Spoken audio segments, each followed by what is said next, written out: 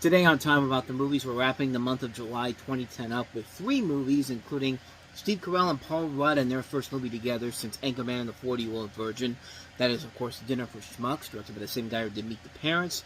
We also have Zac Efron starring in the drama Charlie St. Cloud, and the sequel that nobody was asking for, but they made it, Cats and Dogs, The Revenge of Kitty Galore. And shocker of all shockers, it's actually a lot better than you would give it credit for. Not a lot, but not incredibly better, but I'll delve more into it when we get later on in this show. So let's get right to it. The final week of July 2010, this is Time About the Movies.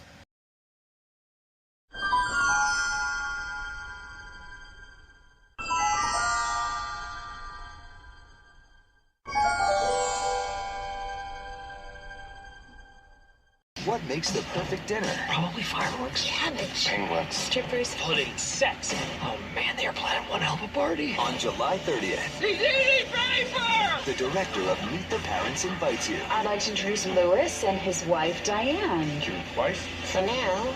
to the most exclusive party of the year. Oh my god! He's friends with Morgan Freeman.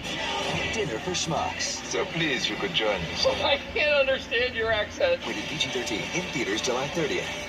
And welcome to Time About the Movies. Today we're taking a look at the 3 films that wrap up July 2010, and we're starting off with our biggest new release, and that is Dinner for Schmucks.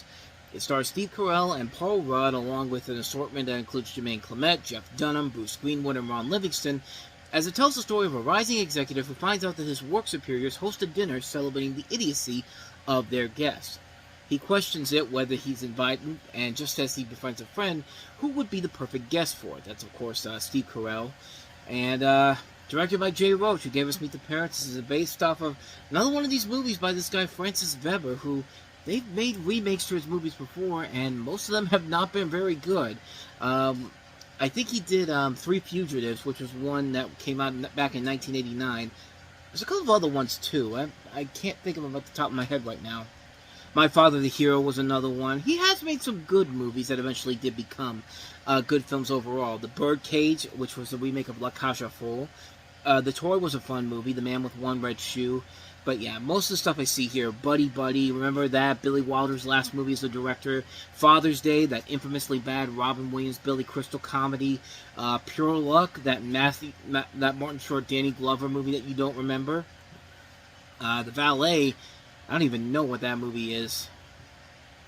It's a comedy that came out in 2022 with Eugenio Dubrev, so yeah, but bottom line here is that most of this guy's work has not translated very well to the big screen. There's been some good stuff here and there, but it has not translated very well to the big screen. And lo and behold, this movie does not really translate all that well. It's a movie that, it's a one-joke premise, that you're supposed to build this up to this moment where they're going to this dinner with all these people that are supposed to be idiots, and it's supposed to be the big selling point of the movie, and yeah, it's the best part of the movie, but you're still sitting through over an hour's worth of film before you get to that point, and you're not laughing one time in this movie. I did not laugh a single time watching this movie. It's that bad of a film. Like, this is a lousy movie, man, and I expect a whole lot better from everybody involved in this. The fact that Jay Roach decided to do this instead of Little Fockers later in the year tells you something, but hey, at least this is better than Little Fockers is. Good lord, that movie's gonna be a fun little trip when we get to the end of the year. But when you get to the dinner, yeah, it's funny, but not enough to save the movie in general. I mean, this movie should have been so much better than it had any right to. This movie should have been so much better than the rest of the film. Like, than what it is in that third segment. That's what I'm trying to say here. It's just like, okay, we're building this up so we can go to this dinner where we tell these people they're fucking idiots, pretty much. Why is that funny? Why is that humorous? Why is my time being wasted on this? It just wasn't funny. It just wasn't incredible. It wasn't amazing. It wastes all this good talent, and it just doesn't work. It's a terrible movie. It's not funny. It's not funny. Plain and simple. I did not like Dinner for Schmucks. So let's see if we can turn the tide with our next movie. Zac Efron starring in Charlie St. Cloud. He's totally cute. He's weird. He's misunderstood. Like James Dean. What are you doing? I was just looking at you both. Sorry if I scared you. You don't scare me. Every evening, played catch with my dead brother. Drunk driver, wasn't it? Is that why you gave up sailing, Stanford, everything? You like her. You like the sailor girl. You should be out in the world living your life. I can do this. Would you please have dinner with me tonight? The more I'm in your world, the less I can be in it. You just have to believe. Charlie St. Cloud, rated PG-13, starts July 30th. Why does that name sound like the thing you'd hear when you're trying to call somebody and you get that you get the secretary for that company on the phone? It's just like, hello, Charlie St. Cloud Incorporated. How can we help you today? I mean, that's what I think of when I think of that title. But Zac Efron stars as Charlie St. Cloud, whose choice between keeping a promise made to his younger brother who died in a car accident or going after the girl he loves, played by Sex Drives Amanda Crew. The story is using, it's based off of a book of the same name, and they've actually used that in other markets. Sometimes it's called The Death and Life of Charlie St. Cloud, and this was around that time when you had all these young stars taking on these more dramatic roles. Most of them did not work. Remember Me. You remember that for another reason altogether, not because the movie was great, but because of the fuck you insult to 9/11 at the end. The Last Song, I didn't think it was that bad, but I didn't think it was that great either. This film, kind of in the same wavelength as the Last Song in particular. It's not a great movie, but it got a bad reception when it came out back in the day, but I don't think it's terrible. I just think it's incredibly melodramatic. I mean, yeah, we want to see Zac Efron tackle more of these more adult roles and step outside of that High School Musical territory that he was in. And he even has the same director who worked with him on 17 Again, which came out the year before, if I'm correct on that. Yeah, it's that same director. And he also did Igby Goes Down, which was a movie I actually did kind of enjoy. So the pieces are definitely there for something good. And I'm not going to say the movie is terrible by any means. It's just a movie that has a lot of problems. It's mostly in the scripting. This is one of those movies where the scripting, they can't decide on a specific tonal identity that they want to go with here. Do they want to go for a very melodramatic movie, or do they want to go for something on the lines of Ghost in a way, like a movie where this Zac Efron's character can still connect with his younger brother even though he's dead and in the afterlife. Like, it can't decide which direction it wants to go with, and I really don't think the movie really helps itself out in terms of the way it's written. And Zac Efron's doing the best he can with this. It's not really his fault the movie is bad. It's just the script overall just doesn't feel like I said, it doesn't feel like the tonal shift, the tonal identity is there. Like, I don't know. Like, to me, I didn't hate it, but I get why people say it's not that great in general. And you kind of expect a whole lot more considering the talent on board with, considering the fact that this director got magic from Zac Efron the last time they worked together.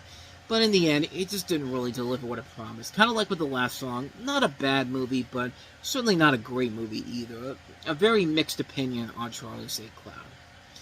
Now, would you believe me if I told you that the best movie that comes out this weekend is our last movie, and that is, of all things, Cats and Dogs, The Revenge of Kitty Galore? Agent 127 breaking radio silence. I have spotted Kitty Galore. Your mission will be revealed at HQ. This squirrel will self-destruct, but first, a little dance.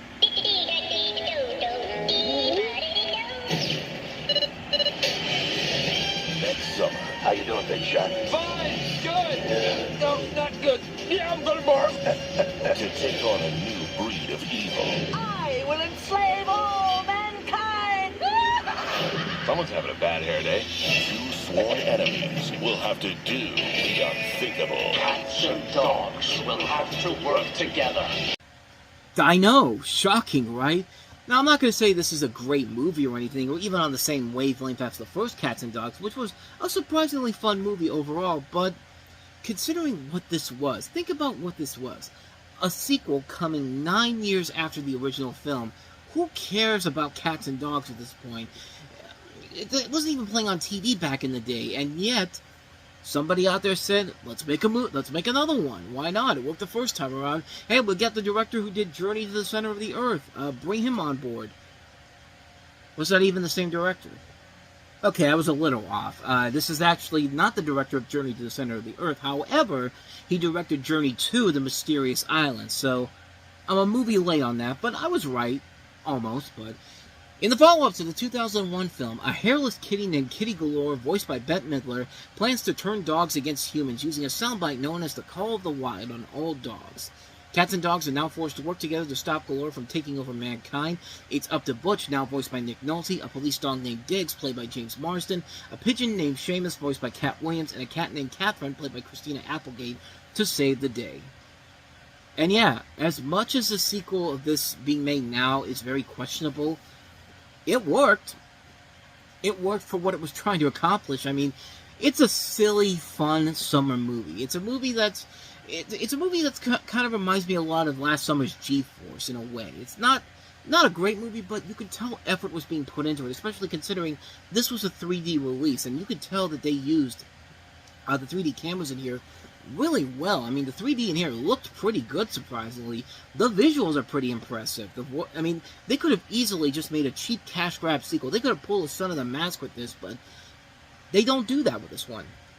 The voice work as a whole is really good. Bette Midler, pitch-perfect casting as Kitty Galore. I mean, she knocked it out of the park with this. You got Neil Patrick Harris replacing Tobey Maguire as Lou, and even though you don't hear a whole lot of him in this, he's actually not that bad in here. Neither is Roger Moore, who's also in here. The rest of the cast is doing pretty good, too. The only exception, really, is Nick Nolte as Butch, which, of course, if you remember, in the original film, he was played by Alec Baldwin.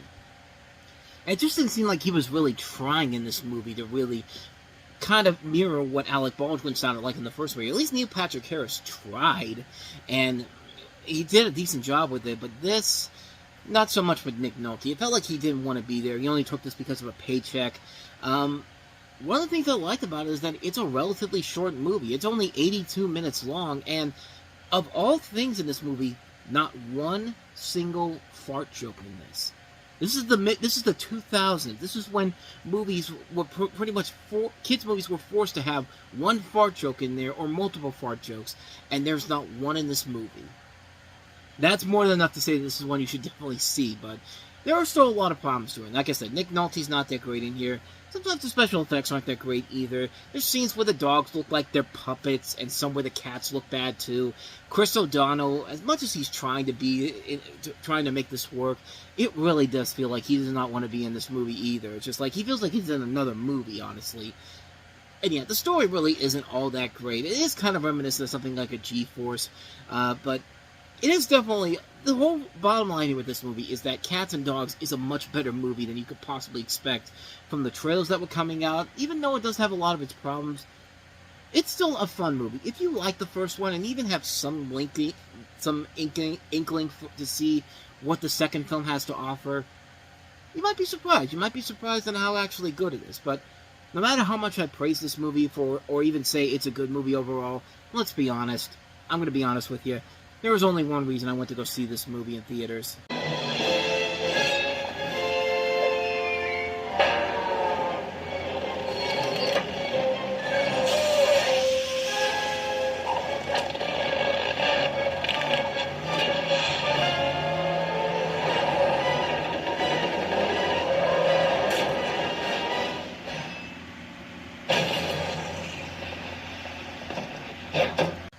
You're goddamn right I went to go see this for the new Looney Tunes short.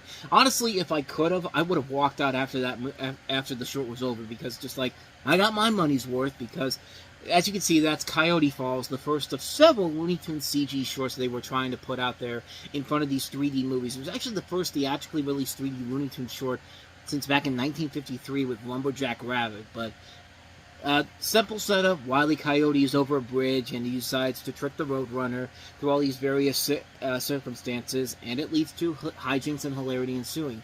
My only problem with this is that it's way too short. It's only 3 minutes long, and I'm so used to the Looney Tunes shorts that are 7 minutes long.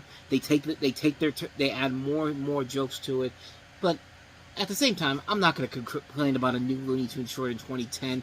Like, I'm so glad we're getting some Looney Tunes stuff now, even though Warner Brothers doesn't want to release it because they clearly have a problem with the Looney Tunes, and by Warner Brothers, I mean David Zaslav. I don't know what you did to him, Bugs, but you really effed him up. That's why he's always right there, so you know he means serious business. But yeah, Coyote Falls. That's the only real reason I went to go see the movie, and like I said, I could have easily just left after that, but hey, you got a decent Cats and Dogs movie out of it, so made it worth it in the end overall. That's not the last time we'll see Wile and the Roadrunner on the big screen in 2010, but more on that in September. And thus, with all that said, we wrap up another edition of Time About the Movies, and we'll jump into the last month of the summer season with August. Will Ferrell and Mark Wahlberg starring Adam McKay's latest comedy, The Other Guys. We have the third installment of the Step Up series, Step Up in 3D. And we also have, I'm going to keep doing that with every 3D movie that has 3D in the title, but we have a couple of underrated little gems that came out. The star-studded Middlemen, which features Luke Wilson, Kelsey Grammer, and Jacinda Barrett. We have Rob Reiner's latest film, Flip. And we also have 12 with Emma Roberts in it. And we'll take a look at all 5 of those movies. Excuse me, 5 of those movies. That'll be all coming up tomorrow on the show. So definitely be on the lookout for that. With all that said, though, thank you so much for watching this. I hope you enjoyed it. If you did, hit that like button, the subscribe button, and the notification button. Also, don't forget to hit our playlist and check out the previous episode we did. Previous episode. There we go. But with all that said, whether it's in the past, the present, or the future, I will see you at the movies. Take care.